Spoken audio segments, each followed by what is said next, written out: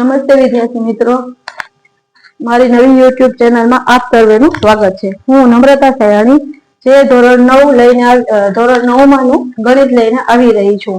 તો આપ લોકોને મારા વિડીયો ગમે તો લાઈક શેર ને સબસ્ક્રાઇબ જરૂર કરજો। હું ધોરણ 9 માંનું ગણિત શીખવાડીશ, જેમાં ચેપ્ટર પહેલું સંખ્યા પદ્ધતિથી આપણે શરૂઆત કરશું। તો ચેપ્ટર 1 સંખ્યા પદ્ધતિની થિયરીથી આપણે શરૂઆત કરીશું। જેમાં સૌ પ્રથમ આવશે પ્રાકૃતિક સંખ્યાઓ। પ્રાકૃતિક સંખ્યા કઈ કઈ હોય છે? 1 2 3 4 ત્યાંથી અનંત સુધી। હવે પ્રાકૃતિક સંખ્યાને સંકેતમાં કેના વડે દર્શાવાય? તો કે કેપિટલ N વડે।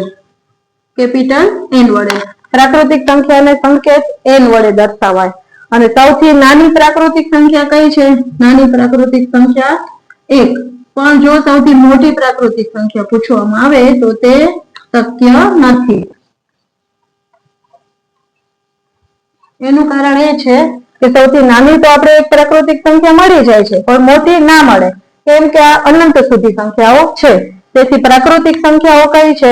1 થી શરૂઆત કરવાની। 1 2 3 4 થી અનંત સુધી। સૌથી એના પ્રાકૃતિક સંખ્યાને એના સંકેત વડે દર્શાવવાનો કેપિટલ N વડે। અને સૌથી નાની પ્રાકૃતિક સંખ્યા કઈ છે? 1। અને મોટી સંખ્યા શક્ય નથી। આવી નાની નાની બાબતોનું ધ્યાન રાખવું જરૂરી છે। પછી આપણે લઈને આવીશું પૂર્ણ સંખ્યાઓ। જે પૂર્ણ સંખ્યાઓ શરૂઆત થશે 0 થી। પ્રાકૃતિક સંખ્યા શરૂઆત થશે 1 થી અને પૂર્ણ સંખ્યા શરૂઆત થશે 0 થી। હવે પૂર્ણ સંખ્યાનો સંકેત કયો છે? તો કેપિટલ W। Capital W। પૂર્ણ સંખ્યામાં સૌથી નાની પૂર્ણ સંખ્યા કઈ મળશે? તો કે 0। પૂર્ણ સંખ્યામાં સૌથી નાની સંખ્યા કઈ મળશે? 0।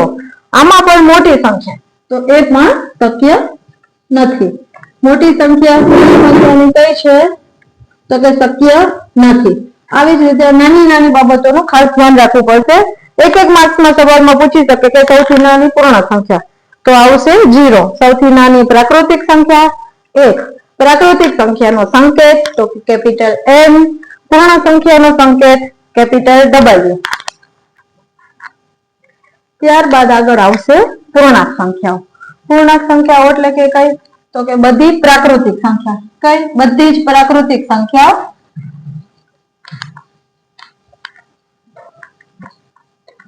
બધી જ પ્રાકૃતિક સંખ્યાઓ એટલે બધી જ પ્રાકૃતિક સંખ્યાઓ કઈ કઈ હતી આપણી? 1 2 3 ત્યાંથી અનંત સુધી।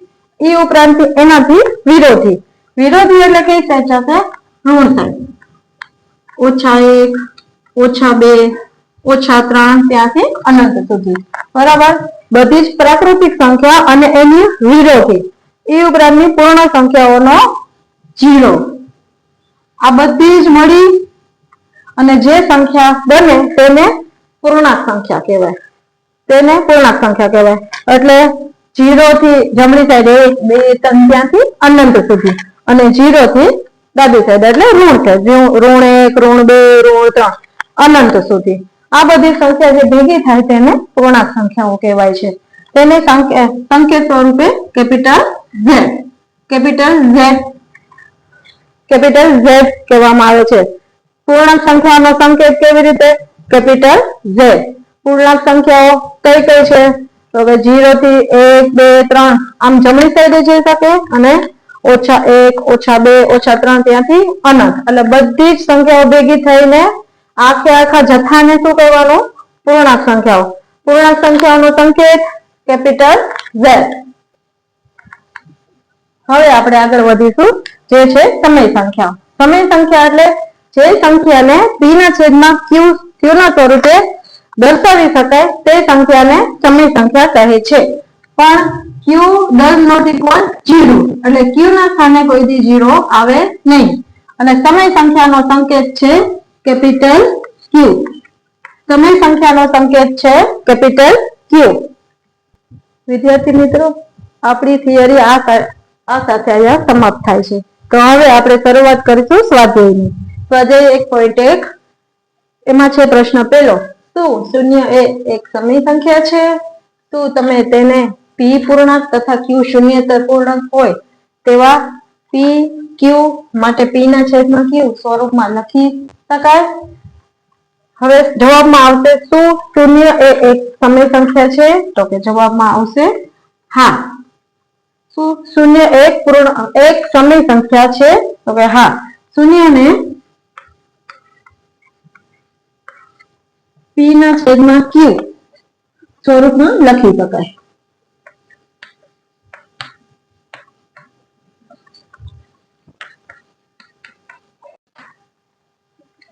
જેમ કે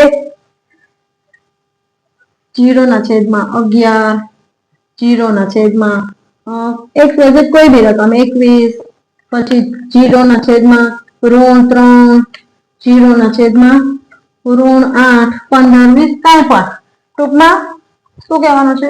0 ના છેદમાં q, 0 ના છેદમાં q, જ્યાં q એ આપણો એક શૂન્યતર સ્વરૂપ છે. ચાલો તો આપણે આ સાથે આગળ વધીશું પ્રશ્ન 2 તરફ. 3 અને 4 વચ્ચેની 6 સમય સંખ્યાઓ શોધો. તો આપણે શું શોધવાનું છે? 3 અને 4 વચ્ચેની 6 સમય સંખ્યા. તો વિદ્યાર્થી મિત્રો આપણે કેટલી સમય સંખ્યા શોધવાની છે? 6. તો આપણે જેટલા આપ્યા હોય એમાં આપણે એક વધારી નાખવાના. એટલે આપણે કેટલી સમય સંખ્યા કીધી છે? 6. તો 6 + 1 અને કેટલી? 4. હવે આપણે 3 અને 4 જો આપણે અહીંયા 3 આપેલું છે તો 3 ના છેદમાં આપણે અહીંયા 1 તારી લેશું અને આ છે 4 તો આપણે અહીંયા 4 ના છેદમાં 1. કાંઈ ના હોય છેદમાં ત્યારે આપણે 1 લખી દેવાનું. હવે આપણે 6 સમય સંખ્યા કીધી છે તો આપણે એમાં 1 ઉમેરી અને 7. તો આપણે આ 3 અને એના છેદમાં 1 બંનેને 7 વડે ગુણાકાર કરી લેશું. 3 × 21 અને 1 × 7. એવી જ રીતે 4 અને એના છેદમાં 1 એને પણ આપણે 7 વડે ગુણાકાર કરી લેશું અને 4 × 7 અને 1 × 7. તો 7 ચોક 28 અને 1 × 7 થઈ ગયું. તો આપણી પાસે રકમ મળી ગઈ છે 3 ના છેદમાં 1 અને 4 ના છેદમાં 1 એની રકમ મળી છે આપણે 21 ના છેદમાં 7 અને 28 ના છેદમાં 7. પણ બંનેના હંમેશા સમય સંખ્યાઓમાં બંનેના છેદ સરખા હોવા જોઈએ. જો એ અલગ અલગ હોય તો આપણે એને પહેલા સરખા કરવાના અને પછી આગળ દાખલા તરફ વધવાનું. તો હવે આપણે મળી ગઈ 21 ના છેદમાં 7 અને 28 ના છેદમાં 7 વચ્ચેમાં આવતી સમય સંખ્યાઓ. તો 21 ના છેદમાં 7 પછી શું આવશે? 22 ના છેદમાં 7, 23 ના છેદમાં 7, 24 ના છેદમાં 7, 25 ના છેદમાં 7, 26 ના છેદમાં 7, 27 ના છેદમાં 7 અને છેલ્લે અહીંયા આવી ગયું 28 ના છેદમાં 7. તો આપણે મળી ગઈ 22 ના છેદમાં 7, 23 ના છેદમાં 7, 24 ના છેદમાં 7, 25 ના છેદમાં 7, 26 ના છેદમાં 7 અને 27 ના છેદમાં 7. આમ આપણે 1, 2, 3, 4, 5, 6 સમય સંખ્યાઓ મળી ગઈ. 3 અને 4 વચ્ચેની 6 સમય સંખ્યાઓ આવે. હવે વધીશું જે છે 3 ના છેદમાં 5 અને 4 ના છેદમાં 5 વચ્ચેની 5 સમય સંખ્યાઓ શોધો. આપણે કેટલી શોધવાની છે? 5 સમય સંખ્યાઓ શોધવાની છે. 3 ના છેદમાં 5 અને 4 ના છેદમાં 5 વચ્ચેની 5 સમય સંખ્યાઓ. હવે બંનેના છેદ સરખા જ છે. 3 ના છેદમાં 5 અને 4 ના છેદમાં 5. જો છેદ સરખા છે એટલે આપણે કઈ ઝાઝી ટેન્શન લેવાની જરૂરત નથી. છેદ સરખા હોય તો ઈઝી છે, પણ જો છેદ અલગ હોય તો આપણે પહેલા એને સરખા કરવા પડે. હવે આપણે વચ્ચેની 5 સમય સંખ્યા શોધવાની છે. એટલે આપણે આગળના દાખલામાં શું કીધું કે 6 છે તો આપણે એક ઉમેરીને 7 લઈએ. તો હવે આપણે અહીંયા આપ્યા છે 5 તો આપણે શું કરશું? 5 + 1 એટલે કેટલી લેશું? 6. હવે આપણે 6 તો 3 ના છેદમાં 5 અને 4 ના છેદમાં 5 બંનેને 6 વડે ગુણી લેશું અને 4 ના છેદમાં 5 એને બંનેને 6 વડે ગુણી લેશું. થઈ ગયું? 3 × 6 = 18 અને 5 × 6 = 30. એવી જ રીતે અહીંયા 4 × 6 = 24 અને 5 × 6 = 30. તો હવે આ બંનેની વચ્ચે આવતી હોય આપણે કેટલી 5 સમય સંખ્યા મળી રહેશે. તો 18/30 છે તો આવશે 19/30, 20/30, 21/30, 22/30 અને 23/30. તો આપણે 3/5 અને 4/5 વચ્ચેની 5 સમય સંખ્યા જે આ રહી 19/30, 20/30, 21/30, 22/30 અને 23/30. બરોબર, એટલે આ 18/30 અને 24/30 વચ્ચેની 5 સમય સંખ્યા છે આપણી આ રહી. હવે આપણે પ્રશ્ન 4 તરફ આગળ વધીશું. તેમાં છે નીચેના વિધાનો સત્ય છે કે અસત્ય એ કારણ સહિત જણાવો. હવે કારણ આપણે એક્ઝામમાં કરવાના હોતા નથી, એટલે આપણે સત્ય કે અસત્ય એ જ જણાવી દઈશું. તો હવે એમાં પહેલું છે કે દરેક પ્રાકૃતિક સંખ્યા એ પૂર્ણ સંખ્યા છે. શું દરેક પ્રાકૃતિક સંખ્યા એ પૂર્ણ સંખ્યા છે? એમાં બીજું છે દરેક પૂર્ણાંક સંખ્યા એ પૂર્ણ સંખ્યા છે. અને ત્રીજું છે દરેક સમય સંખ્યા એ પૂર્ણ સંખ્યા છે. આ ત્રણેયનો જવાબ જાણતા પહેલા આપણે અહીંયા એકવાર નજર કરીશું. આ છે પ્રાકૃતિક સંખ્યા, પૂર્ણ સંખ્યા, પૂર્ણાંક સંખ્યા અને સમય સંખ્યા. આવી રીતે તમે લોકો અભ્યાસ માટે કરી શકો છો. સૌથી પહેલા આવે પ્રાકૃતિક સંખ્યા, તે પછી આવશે પૂર્ણ, પછી પૂર્ણાંક અને સમય.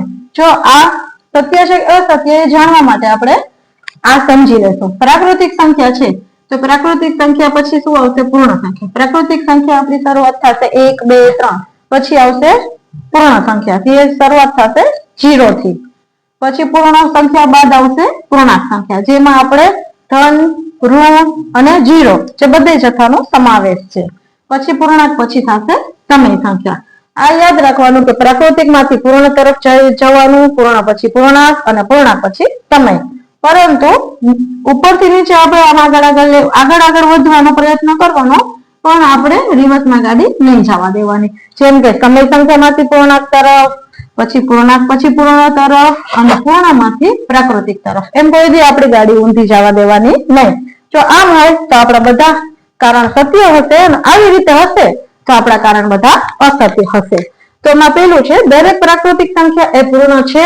તો શું કીધું છે કે દરેક પ્રાકૃતિક સંખ્યા એ પૂર્ણ છે. તો આપણે પ્રાકૃતિક સંખ્યા અને પૂર્ણ, તો પ્રાકૃતિક સંખ્યામાંથી પૂર્ણ તો શું છે? હા, એટલે સત્ય. એટલે આપણે આનો જવાબ આવશે સત્ય. પછી છે બીજું કે દરેક પૂર્ણાંક સંખ્યા એ પૂર્ણ સંખ્યા છે. તો જો આપણું આ કીધું છે પૂર્ણાંક સંખ્યા એ પૂર્ણ સંખ્યા છે, તો આપણી ગાડી ગઈ રિવર્સ, તો એ સત્ય નથી, એટલે અસત્ય.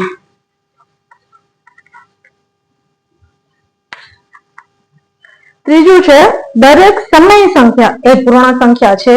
તો જો આ છે સમય સંખ્યા અને પછી કીધું છે કે પૂર્ણાંક, તો અહીંથી સીધું આપણે આવી રીતે, તો શું પાછું રિવર્સ ગાડી નહીં લેવાની, એટલે સમય સંખ્યા એ પૂર્ણ સંખ્યા છે નથી, એટલે એ અસત્ય છે.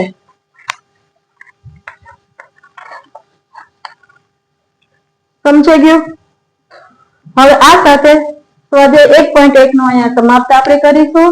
તો ફરી આપણે સ્વાધ્યાય 1.2 માં નવા વિડીયો સાથે ફરી મળીશું.